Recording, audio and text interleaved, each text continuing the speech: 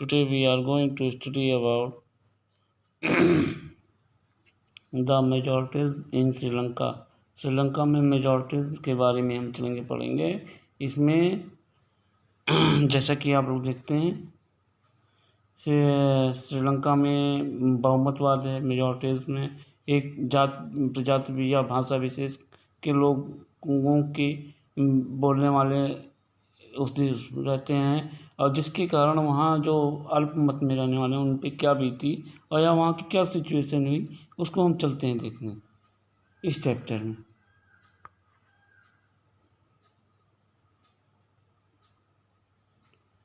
पहला residing circle majorities इन Sri Lanka. Majorities इन श्रीलंका में बेटा हम देखेंगे Sri Lanka emerged as an independent country in 1948. The leader of Singhali community sought to secure dominance over the government by virtue of their majority। मतलब कि इस देश श्रीलंका आज़ाद हुआ 1948 में। The leader of Sinhali community के लोगों ने अपने बहुमत के बल पे पूरे इस प्रशासन में अपनी पकड़ बनाई। As a result the democratically elected government adopt the series of majoritarian measures to establish Sinhali supremacy. Clear हुआ? अब मेजोरिटेरियन एक शब्द है बेटा जिसका डिफिनीशन आपको यहाँ पे मिलेगा। मेजोरिटेरियन का मतलब होगा a belief that majority community should be able to rule in country whichever it want, disregarding the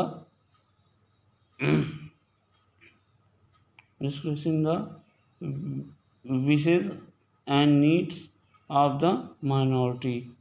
मतलब कि उनकी इच्छाओं का दमन करके माइनॉरिटी के जो शासन किया जाए वो मेजॉरिटी कहलाता है। देखेंगे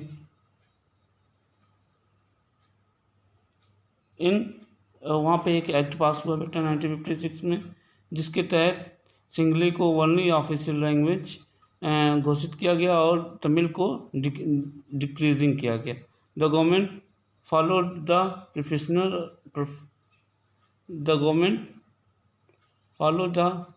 professional policies that favored Singhali applicants for the university positions and government job. मतलब कि सिंघली लोगों को गवर्नमेंट जॉब और यूनिवर्सिटी में पोजीशन लाने उन्हीं को महत्व दी जाने लगी। The new constitution splitted that the state shall protect the foster Buddhism. मतलब और 19 जो भी आपका 1956 में जो पास हुआ था यहाँ का संविधान या यहाँ के जो एक्ट पास हुए थे उसके द्वारा बुद्धिज्म को वहाँ का बहुराष्ट्रीय धर्म मान लिया गया।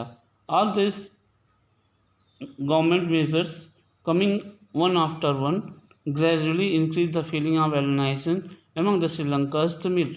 इन सारे कदमों से वहाँ रहने वाले मेजर्स एक के बाद जो एक उठाते रहे, वहाँ की फीलिंग एलिनेशन की अलगाव की हुई किसकी? श्रीलंका में जो रहने वाले तमिल थे। दे फेल्ट उन्होंने महसूस किया that none of the major political parties led by the Buddhist Sinhali leaders was sensitive their language and culture. उन्हें लगा कोई भी ऐसी बुद्धिस्ट पार्टी नहीं है जो हमारे लैंग्वेज और कल्चर के लिए सेंसिटिव हो। They felt that the constitution and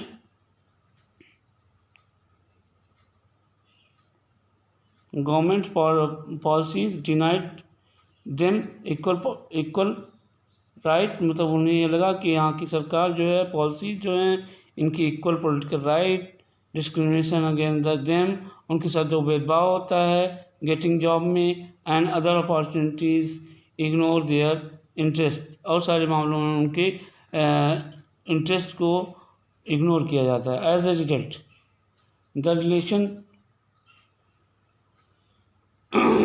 between Singhali and Tamils communicate strained over the time, जिसके कारण सिंगली और तमिल के बीच क्या हो गया बेटा, तनाव उत्पन्न हो गया।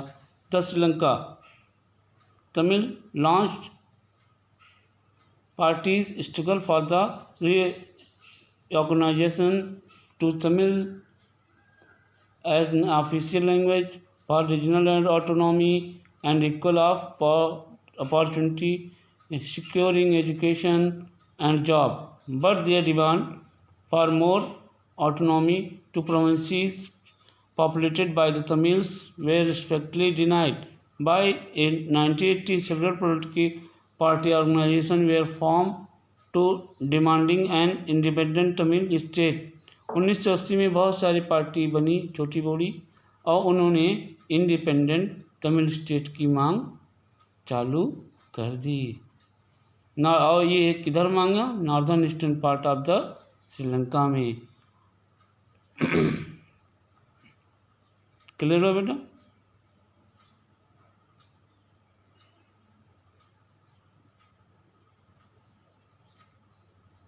अब देखेंगे इन दोनों कम्युनिटी के बीच में जो बेटा थी बात, डिस्ट्रस्ट माने डिस्ट्रस्ट मतलब विश्वास ना अविश्वास नहीं, between two communities turn into whispered conflict, दोनों में संघर्ष की स्थिति पैदा कर दी।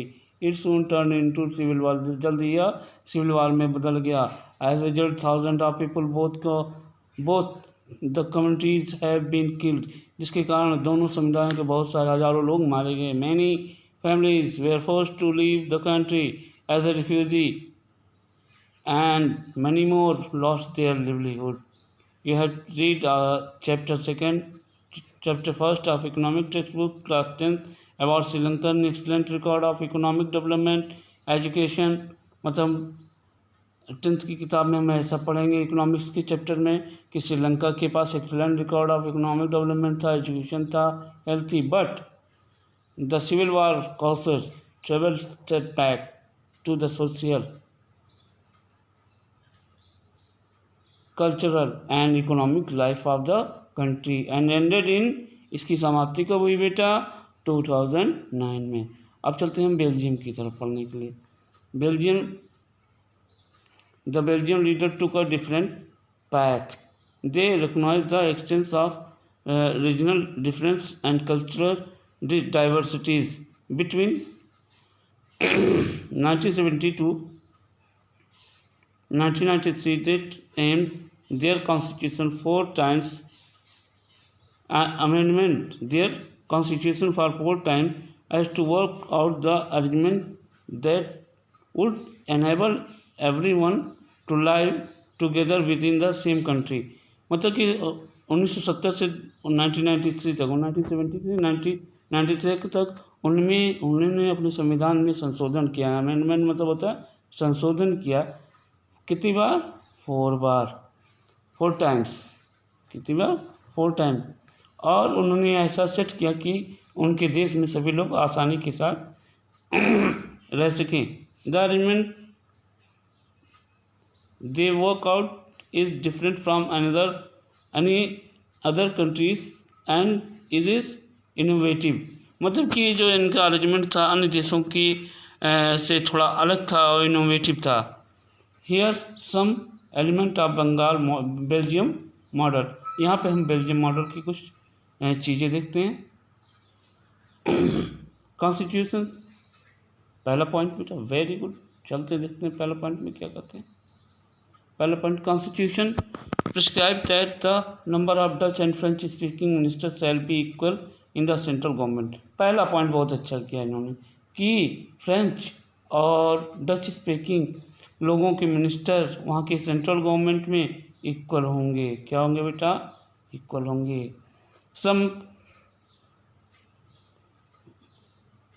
some special law require the support of majority of the member and form each linguistic group.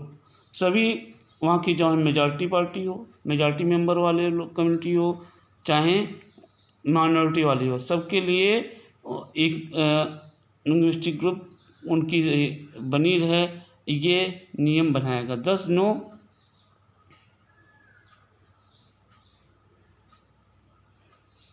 Single community can make decision alternately, जिससे क्या हुआ, कोई सिंगल कम्युनिटी कोई डिसीजन मेकिंग नहीं कर सकती है। अब देखेंगे सेकंड पॉइंट, बहुत इंपॉर्टेंट है बेटा। देखेंगे second point, many powers of the central. देखेंगे many power of the central government has been given to state government to region of the country. The state government are not subordinate the central government. मतलब कि यहाँ पे शक्तियाँ दो भागों में बटी थी, केंद्र के पास और राज्य के पास, लेकिन यहाँ पे जो स्टेट गवर्नमेंट होती थी वो सेंट्रल गवर्नमेंट की, किसकी बेटा, सेंट्रल गवर्नमेंट की सबऑर्डिनेट नहीं होती थी। आगे चलेंगे।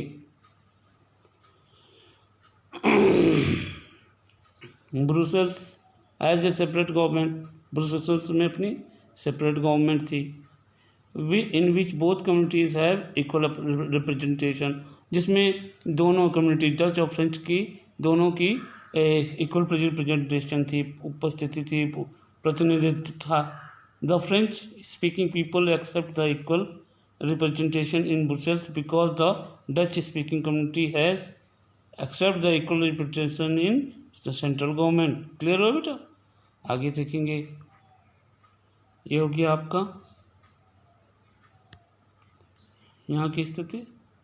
अपार्ट फ्रॉम, इसके बाद देखेंगे बेटा यहाँ के कॉन्स्टिट्यूशन की को भी।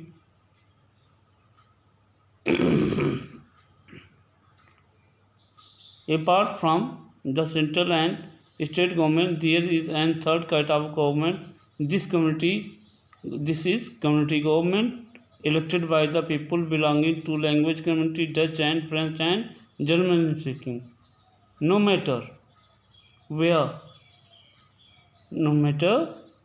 where they live, इसमें कोई ये मैटर नहीं है वो रहते कहाँ हैं। दिस गवर्नमेंट हैज पावर, इस तरह की सरकार को क्या पावर थी बेटा, cultural, educational and language related issue पे ये अपने निर्णय सुनाते थे। मतलब जो वहाँ पे स्टेट गवर्नमेंट सेंट्रल में होती थी, एक स्टेट में होती थी, एक होती थी बेटा जिसे आप हमने अभी पढ़ा है, एक होती थी कम्युनिटी गवर्नमेंट, जो तीन कम्युनिटी गवर्नमेंट होती थी, डच होती थी, फ्रेंच होती थी और जर्मनी स्पीकिंग होती थी, जो इनसे रिलेटेड मुद्दे होते थे जैसे कल्चरल, एजुकेशनल और लैंग्वेज रिलेटेड इशू पे ये अपने नियम कानून बनाते थे। You might find the Belgium models very complicated, जैसे आपने हम लोगों ने ऊपर पढ़ा है, इससे लगता है कि बेल्जियम का जो मॉडल है वो वेरी कॉम्प्लिकेटेड है। It is Indeed very complicated even people living in Belgium, but these arrangements have worked well so far. हमें कॉम्प्लिकेटेड लगता है लेकिन यहाँ के अरेंजमेंट ने यहाँ के लिए बहुत अच्छा काम किया। They help to avoid the civic strife between two major communities and possible division of the country on linguistic line। मतलब कि इसने हमें कॉम्प्लिकेटेड लगता है लेकिन इस अरेंजमेंट ने इस देश को बंटवारे से बचाया, लिंग्विस्टिक डिवीजन से बचाया। When the money country in Europe come together and form the European union, जब बहुत सारे देश एक साथ आए और उन्होंने क्या बनाया बेटा, यूरोपियन यूनियन। तो उसका मुख्यालय कहाँ आया बेटा, उन्होंने कहा ऐसी संस्कृत समझने वाला, सभ्यता को मैनेज करने वाला बस एक देश है, जिसके कारण उन्होंने ब्रुसेल्स, जो बेल्जियम की राजधानी है, उन्होंने ब्रुसेल्स को चूज़ किया अपने हेडक्वार्टर के रूप में। तो एक क्वेश्चन आपका यहाँ बनता है, यूरोपियन यूनियन का पार्लियामेंट कहाँ पे है बेटा, आप देखते हो इसकी ये कहाँ पे बेटा, बेल्जियम में। अब इसकी फिगर देख लेते हैं, ये है आपकी बेल्जियम में। कोई दिक्कत है बेटा? नहीं। अब देखेंगे आगे, इसमें बेटा कुछ चीज़ें कहीं गई हैं। रीड द न्यूज़पेपर के बारे में कुछ पढ़ेंगे। अब इसके बारे में चलते आगे चलते देखते हैं क्या कहेगी ये बातें। अब आगे देखेंगे,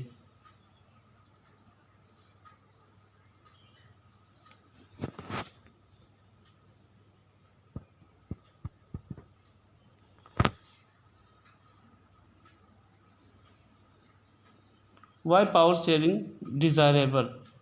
why power sharing is desirable, इसके बारे में बेटा हम लोग अब कल पढ़ेंगे। Thank you.